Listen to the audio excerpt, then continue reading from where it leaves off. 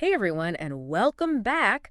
For this deep dive, we're going to be talking about Oh, yeah. The Predator. Now, I know you guys all know this franchise. It's been around for decades. Absolutely. But I think there's a lot of really interesting stuff we can dig into here. Definitely. So, why don't we start by just giving a little bit of an overview? Sure. So the Predator franchise, it's all about this alien species called the Yautja. That's right. And these guys, they come to Earth to hunt. Yeah, they're hunters.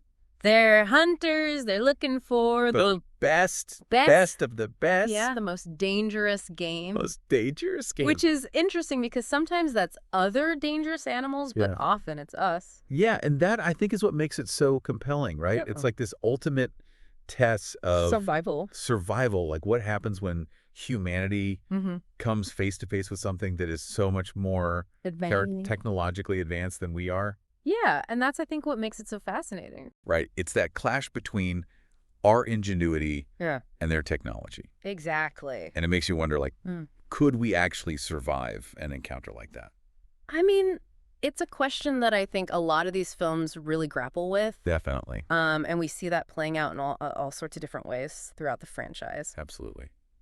So, where do you think we should start?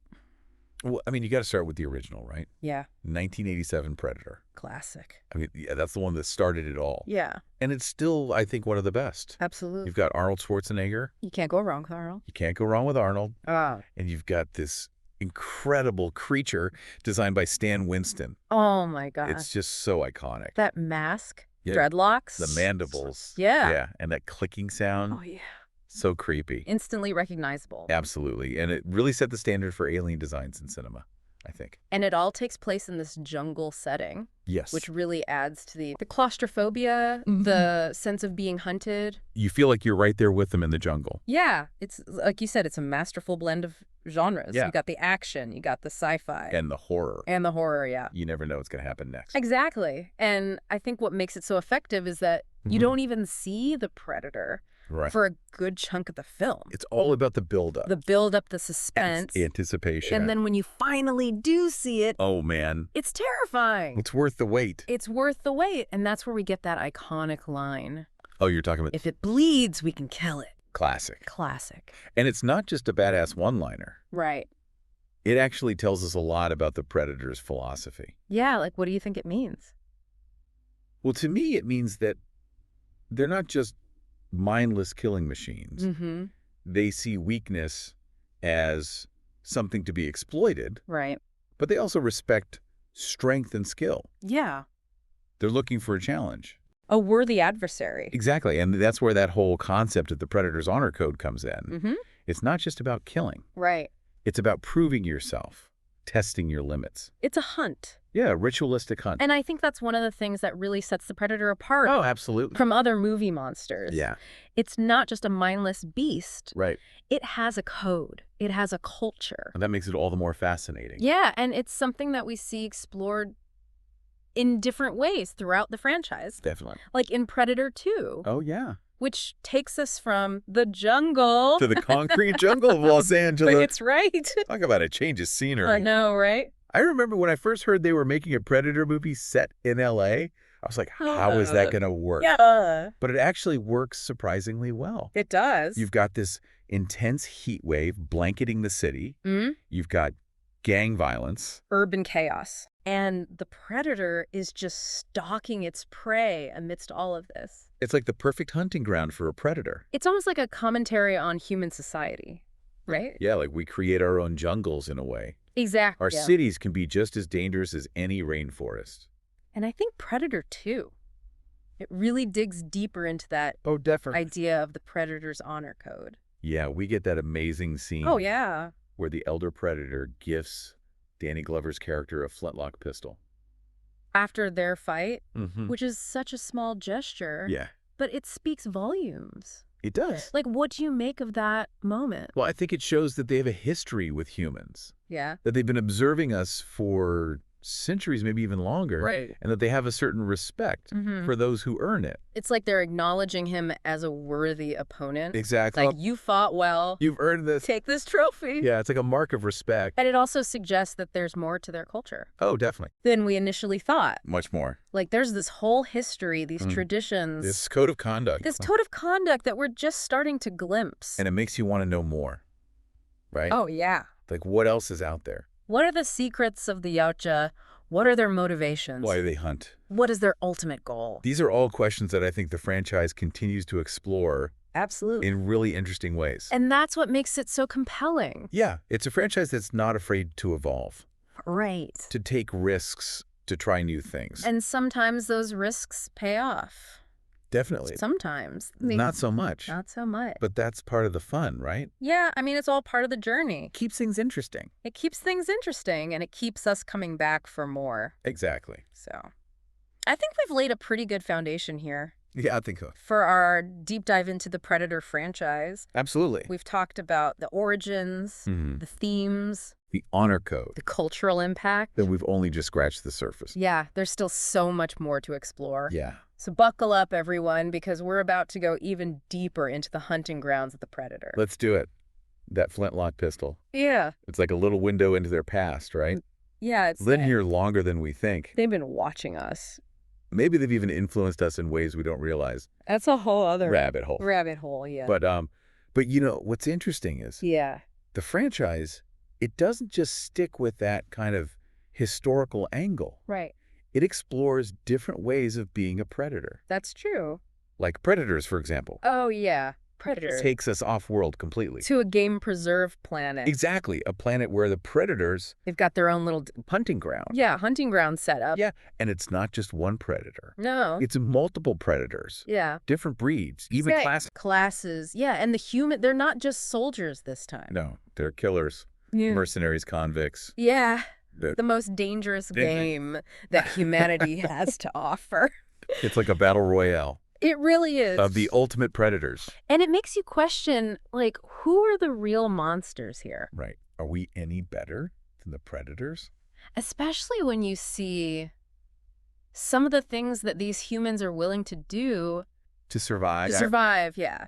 And I think that's one of the things that I really appreciate about that film, is that it doesn't shy away from those tough questions. It's like holding up a mirror. To our own nature. Yeah, and forcing us to confront... darkness within us. Yeah, that primal instinct. And it also subverts your expectations in some ways. Oh, yeah. Definitely. Like you expect the predators to be these monolithic villains. Yeah. But then you see that there are divisions within their ranks. Right. Different ideologies. Some of them are more honorable. Than others. Yeah, and you even get that moment where the humans actually team up. With a predator. With a predator. Yeah, who's been outcast by his own kind. Which is like mind-blowing. It's like, wait a minute.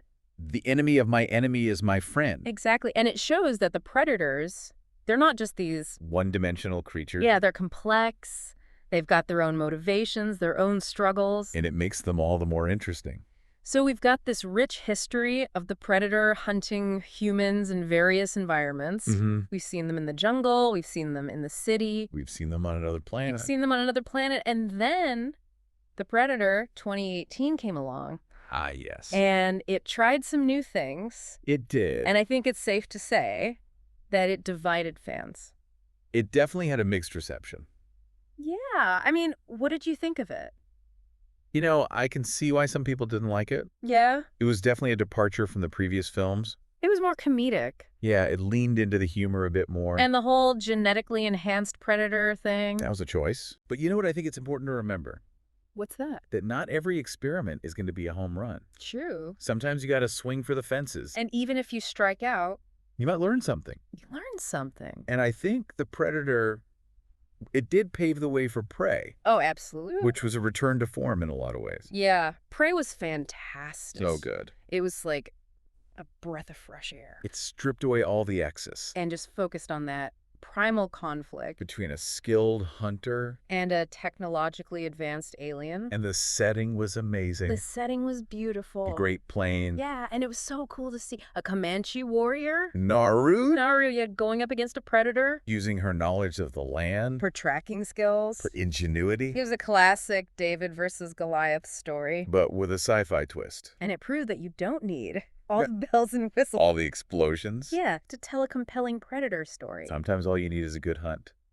Yeah, and Prey delivered on that. It did. In spades. It really revitalized the franchise. And it showed that there are still fresh stories to be told in Absolutely. this universe. And it also gave us another glimpse into the Predator's history on Earth. Yeah, like how long have they been coming here? Right? Have they interacted with other cultures? Throughout history. I mean, think about it. It's mind-blowing. A predator in ancient Rome. Oh my God. A predator in feudal Japan. The possibilities Are endless. So many stories they could tell. I'm excited to see what they come up with next. Me too. But before we get too carried away, we have to at least touch on Oh, yeah. those Alien versus Predator films. Right, the crossover event. The crossover event of the century. I mean, it was inevitable, wasn't it? Yeah. Two iconic movie monsters. Daring the screen. It was a fanboy's dream come true. And it did expand the Predator lore a bit. Yeah, it introduced the idea Yeah. that they use xenomorphs. As part of their hunting rituals. Yeah, which is kind of a cool concept. It is. Like they're breeding these... Alien creatures. Yeah, to hunt. For sports. It's like the ultimate test. For a young predator. Yeah, to prove yourself, you got to take down a xenomorph. I thought it was a clever way to connect those two universes. Yeah, it worked. Even if the execution wasn't always perfect. Yeah, the first one was entertaining enough. Yeah. But the second one, Requiem, It went a little overboard. it did. With the gore and the darkness. It was a bit much. It lost some of that sense of fun and adventure Yeah. that the earlier films had. But I think those crossovers, they serve their purpose. They kept the Predator relevant. Yeah, they introduced it to a new generation of fans. And they opened up new possibilities for storytelling. And it's not just the films, right? No. There's a whole expanded universe out there. Comics, novels, video games. Yeah, it's amazing how this one creature has spawned such a rich and complex mythology. It's a testament to the power of a good concept. Yeah, that idea of a technologically superior alien species. Coming to Earth to hunt humans. It's just so primal, so evocative, It resonates with something deep within us. and it allows for so much exploration. You can take that basic premise and Yeah. go in so many different directions. Yeah, whether it's focusing on the action and horror, Or delving into the yacha culture or even using the predator as a lens. to examine our own nature. Good. Speaking of yacha culture, Yeah, we've touched on it throughout our conversation, we have. but I think it deserves its own deep dive. Oh, for sure. What fascinates you most about their way of life? I think it's that contrast between their advanced technology and their seemingly ancient code of honor. Right. You'd think a species that can travel through space And cloak themselves. would be beyond those kinds of rituals. But they still hold on to them. Yeah, it's like it speaks to a deep-seated belief system. A sense of tradition. Yeah, and remember how they often spare unarmed individuals or those who are pregnant. It's true. It suggests a level of restraint A recognition of life's sanctity. that you wouldn't necessarily expect Right. from a creature that hunts for sport. It's like they see the hunt as a sacred ritual Yeah, a way to test their skills. to prove their worthiness. And their technology reflects that blend of practicality and ritual. Like their biomask, for example. Oh, yeah, that iconic mask. It's not just a cool visual. Yeah. It enhances their vision. Allows them to see in infrared. Track their prey's heat signature. But it also serves as a symbol of their status, A badge of honor. earned through successful hunts. And their weapons. Oh, man, don't even get me started on the The weapons. plasmacaster. The wrist blades. Works of art. It's clear that they take pride in their tools. They see them as extensions of their own hunting prowess. And that pride extends to their society as a whole. Successful hunts earn status within yacha clans. Yeah, the elders. Hold positions of authority. Based on their experience and skill. It's a hierarchy based on merit Where respect is earned through courage, and mastery of the hunt. which makes those moments when a predator breaks their own code. All the more impactful. Yeah, it shows that even within a society, that values strength and honor above all else. There are those who are willing to step outside the lines. Whether it's for personal gain, Or a twisted sense of justice. it adds another layer of complexity to the yacha. They're not just mindless killing machines. Right. They have individual motivations, desires, and even flaws. Which makes them all the more terrifying, wouldn't you say? Absolutely. Knowing that even within their rigid code of honor, Yeah. there's the potential for something even darker lurking beneath the surface. It's like they're a reflection of us in a way. Capable of great honor and terrible brutality. But speaking of reflections, this whole conversation has me thinking about the impact the Predator has had on our culture. Oh, It's more than just a movie monster, isn't it? absolutely. The Predator's design is instantly recognizable. Even for people who have never seen the films. It's become a symbol of primal power. Of this relentless, unstoppable force. You see it everywhere. T-shirts, video games, tattoos. It's become part of the cultural lexicon. And the films themselves have influenced so many other action and sci-fi movies. Yeah, that blend of suspense, action. And a touch of science fiction. It created a formula that's been imitated and riffed on countless times. And the themes the franchise explores? Survival, honor, the dangers of technology. Those are universal ideas that resonate with audiences across cultures. It's amazing how one creature, one concept, can have such a lasting impact. And the best part is, What's that? the Predator universe is still expanding. That's right.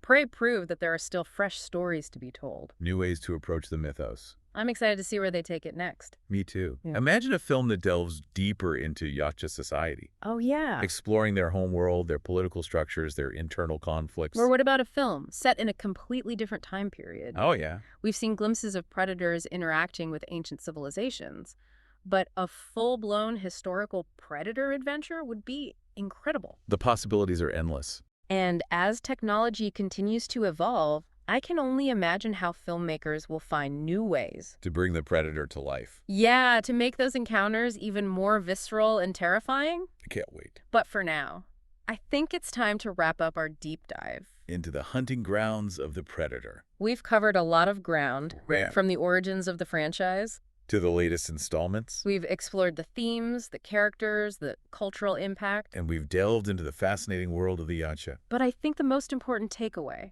is that the Predator is more than just a movie monster. It's a symbol of our primal fears. Our fascination with the unknown. And our own capacity for both good and evil. It's a reminder that there are always forces out there that are bigger and stronger than us. And that we must always be prepared. To fight for our survival. So the next time you're out in the world, take a look around. Listen closely. You never know what might be lurking in the shadows. Because if it bleeds, we can kill it. Happy hunting, everyone. And until next time, stay safe out there. Yeah, it's like they're a reflection of us in a way, capable of great honor and terrible brutality.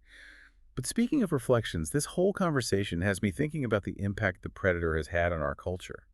It's more than just a movie monster, isn't it? Absolutely. Yeah. Predator's design, it's instantly recognizable, even for people who've never seen the films. It's become this symbol of primal power, of this relentless, unstoppable force. You see it everywhere, on T-shirts, in video games, even as tattoos. It's become part of the cultural lexicon. And the films themselves, I mean, they've influenced so many other action and sci-fi movies. Definitely. That blend of suspense action and a touch of science fiction. Yeah. It created a formula that's been imitated and riffed on countless times. And the themes the franchise explores: survival, honor, the dangers of technology. Those are universal ideas that resonate with audiences across cultures. It's amazing how one creature, one concept can have such a lasting impact. And the best part is the Predator universe. It's still expanding. Prey proved that there are still fresh stories to be told, new ways to approach the mythos. I'm excited to see where they take it next. Imagine a film that delves deeper into Yacha society, exploring their home world, their political structures, their internal conflicts. Or what about a film set in a completely different time period? We've seen glimpses of predators interacting with ancient civilizations, but a full-blown historical predator adventure would be incredible. The possibilities are endless. And as technology continues to evolve, I can only imagine how filmmakers will find new ways to bring the Predator to life, to make those encounters even more visceral and terrifying. Oh, I can't wait.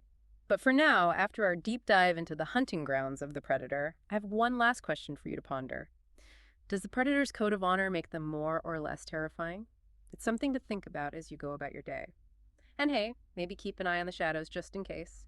You never know when a cloaked figure might be watching. Until next time, happy hunting.